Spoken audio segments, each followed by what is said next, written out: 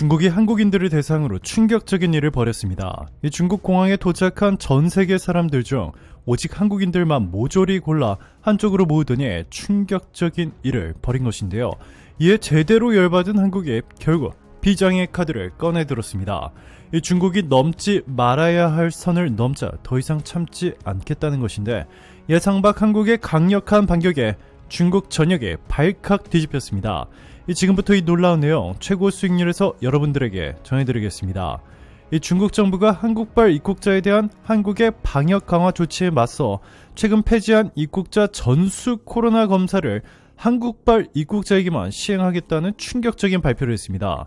31일 정부와 업계 소식통에 따르면 중국 민항국은 이날 한중간 노선을 운영하는 한국과 중국 항공사에 보낸 통지를 통해 2월 1일부터 한국발 중국행 직항 항공편에 탑승한 사람에 대해 입국 후 코로나19 검사를 실시할 것이라고 밝혔습니다. 이 중국에 도착하는 전 세계 사람들 중 한국인들만 한쪽에 모아놓고 이 모욕적인 방법으로 가장 강도 높은 검사를 하겠다는 것입니다. 어이가 없죠. 검사 결과 양성으로 나오면 해당 한국인은 재택 또는 시설 격리를 하거나 병원에 입원하게 된다고 민항국은 통보한 것으로 파악됐습니다. 이 주중 한국 대사관도 홈페이지를 통해 중국 정부는 외교 경로를 통해 한국발 중국 도착 직항 항공기 탑승객 전원을 대상으로 입국 후 PCR 검사를 의무화하고 양성 판정 시 자택 또는 숙소 격리를 시행할 예정임을 알려왔다고 전했습니다. 중국 정부는 지난 8일자로 해외발 입국자에 대한 의무적 격리를 폐지하면서 입국자에 대한 전수 PCR 검사도 폐지한 바 있습니다. 그랬던 중국이 한국발 입국자에만 이렇게 차별적 강력한 조치를 취한 것은 얼마 전 한국이 중국발 입국자에 대한 PCR 검사를 실시한 데 대한 보복입니다.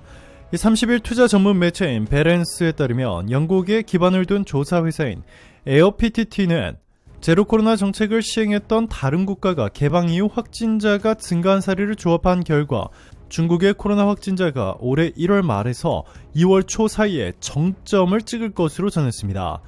이 과학적 근거를 기반으로 하여 한국을 비롯해 미국, 일본 등이 중국발 입국자에 대한 검사를 강화했는데, 중국은 오직 한국에만 보복을 가하고 있는 것입니다. 중국의 이러한 한국 차별 조치는 공항 밖에서도 일어났습니다. 중국에 진출한 한 한국 기업은 최근 중국이 한국 기업만 차별하는 것 같다. 이 주문한 원단과 완전히 다른 두께와 재질도 주문한 것과 완전히 다른 게 온다. 최근 중국 내에서 반한 감정이 심화되면서 갑자기 이상한 물건만 보낸다 실토했고, 또 다른 한국 기업은 갑자기 중국 기업들이 우리에게 납기를 지키지 않고 있다. 품질도 이상한 제품들을 보내오고 있다. 어이가 없다 토로했습니다. 중국에 진출한 한국 기업 10곳 중 8곳은 과거에 비해 현지 투자 환경이 악화되고 인허가 절차 등에서도 차별이 있는 것으로 인식한다는 충격적인 조사 결과가 나왔습니다. 22일 정경련은 중국에 진출한 지 10년 이상 경과한 우리 기업 512개사를 대상으로 최근 10년 중국 내 사업 환경 변화를 조사한 결과 131개사로부터 이 같은 응답을 얻었다고 밝혔습니다. 중국 진출 기업들의 올해 투자 환경을 10년 전과 비교했을 때 악화 의견은 총 85.5%로 개선 의견보다 약 12.4배 높게 나타났는데요. 중국에 진출한 우리 기업 10곳 중 8곳 이상이 외국 기업에 대한 차별이 있다고 답했으며 그중 12.2%는 매우 차별을 한다고 인식하는 것으로 나타났습니다. 구체적으로 인허가 절차에 대한 차별을 가장 많이 언급됐습니다. 이어 소방안전점검 등 각종 영업규제, 환경규제, 세제금융지원 차별 등의 순으로 나타났습니다. 네, 그렇습니다. 한국 기업이 중국에 진출하기 전에는 이 초스피드 인허가와 규제 대폭 완화, 세제금융 특혜를 약속해놓고 막상 한국 기업들이 중국에서 큰 돈을 벌기 시작하자 온갖 말도 안 되는 규제를 갖다 붙이며 돈을 갈취하고 영업을 방해하고 있는 것입니다. 그리고 최근 한중 갈등이 격화되면서 한국 기업들을 대놓고 차별하고 있는 것입니다. 자, 그런데 한국의 강력한 반격이 시작되자 중국이 발칵 뒤집혔습니다. 중국에 진출했던 한국 기업들이 최근 일제히 중국에서 사업을 완전히 접어버린 뒤 한국으로 돌아오기 시작했습니다. 무려 15개 한국 기업이 한 번에 중국에서 빠져나왔는데요. 이들은 중국에서 철수한 뒤 경기, 충남, 경북, 경남, 전북 등의 대규모 투자를 통해 공장을 설립할 것이라 밝혔습니다. 이에 한국 기업들이 진출했던 해당 중국 지역 경제는 쑥대밭이 됐습니다. 한국 기업들이 몰려있던 중국 광둥, 한국 기업들이 한 번에 철수해버리자 인근 상권이 무너지고 인력 구조 조정에 직면하는 등 지역 경제에 한파가 불어닥쳤다고 홍콩 사우스차이나 모닝포스트가 11일 보도했습니다. 식당과 약국, 슈퍼마켓, 편의점, PC방, 호텔 등 인근 상권은 대부분 한국 기업들과 그 협력업체 직원들의 소비에 의존해왔습니다.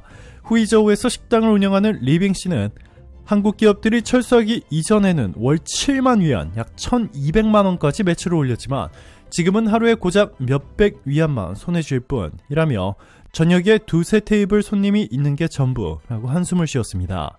인근 편의점 주인은 지난 9월부터 한국 공장 직원들이 본격적으로 줄기 시작했는데 이후 지역 소비가 죽어가고 있다라며 지금 매출은 8월과 비교했을 때 80% 이상 줄었다고 전했고, 노동 전문가인 류카이밍은 한국 기업들이 그동안 광둥성과 인근 지역의 완전한 공급망 생태계를 구축했다라며 한국 기업들의 철수로 광둥성에서 최소 100개의 공장이 문을 닫을 것으로 보인다라고 말했습니다.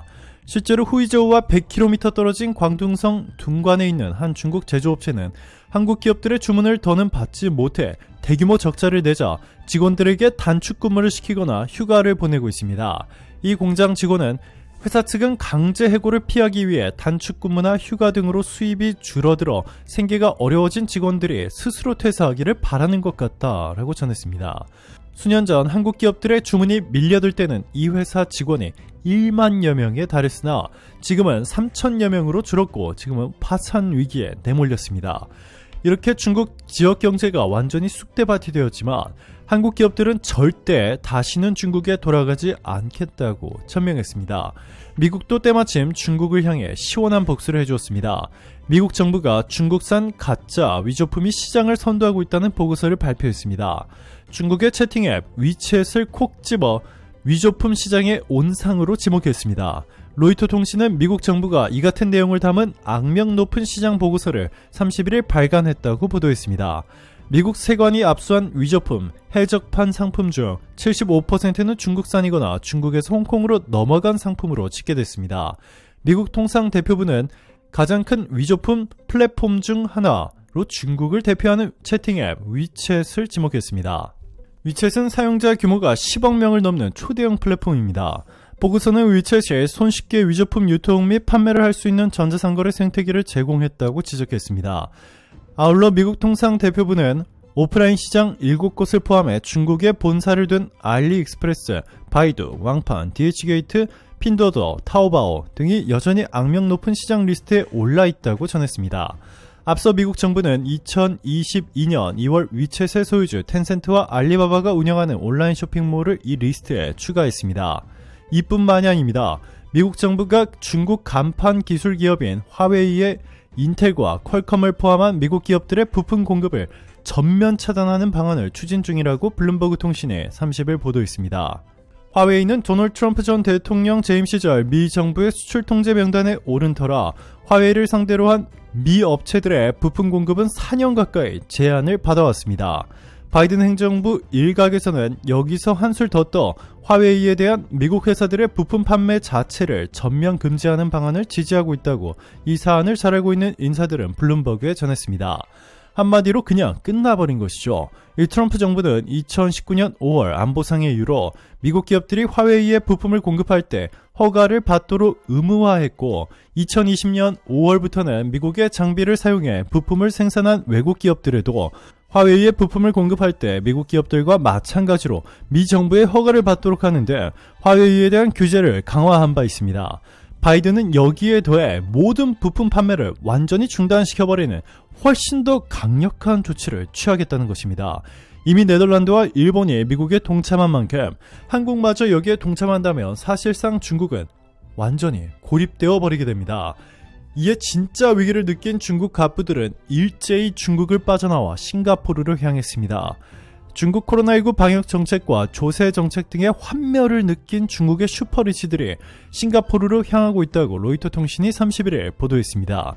이 중국의 부자들이 불안정한 중국과 홍콩 등을 벗어나 더 기업 친화적인 조세 정책과 안정적 정치 환경을 갖춘 싱가포르에서 거액의 자산을 보호해줄 피난처를 찾고 있다는 것입니다. 올해도 불평등 완화를 목표로 하는 중국의 공동 번영 정책이 추진되고 있는 만큼 이러한 추세는 당분간 이어질 것이라고 로이터는 전망했습니다. 로이터는 이러한 현상을 뒷받침하는 눈에 띄는 지표 중 하나로 슈퍼리치의 자산을 관리해주는 이 패밀리 오피스를 들었습니다. 2021년 싱가포르 내 패밀리 오피스 수는 전년 대비 300여 개 늘어난 700여 개에 달했고 작년에 이어 올해도 매우 빠른 속도로 늘어나는 추세입니다. 싱가포르는 현지 기업이나 펀드 또는 패밀리 오피스에 250만 싱가포르 달러 약 23억 원 이상을 투자한 사람들에게 영주권 신청 기회를 주고 있는데 중국인 슈퍼리치들이 모든 재산을 들고 싱가포르로 이주해 국적을 바꿔버리는 바람에 중국이 발칵 뒤집혔습니다. 오늘도 감사합니다. 최고로 멋진 하루 보내시길 바랄게요.